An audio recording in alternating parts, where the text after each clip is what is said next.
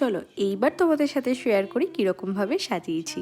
এইখানে একটা প্রথমে বাইরে বেলুনের গেট হয়েছে আর বাইরে ফুলটা ছেটানো হয়েছে, মানে গাঁদা ফুলটা ছিটিয়ে দিয়েছে। তো আমি তো বললাম আমাদের এখানে আর কি ফুলটা তো ছিটিয়েছে, কিন্তু একটু পরে মনে হয় ছাগল এসে সব খেয়ে নেবে, ওই জন্য না আমি একটা এক্সট্রা গাঁদা ফুলের চেইন নিয়ে রেখে দিয়েছি।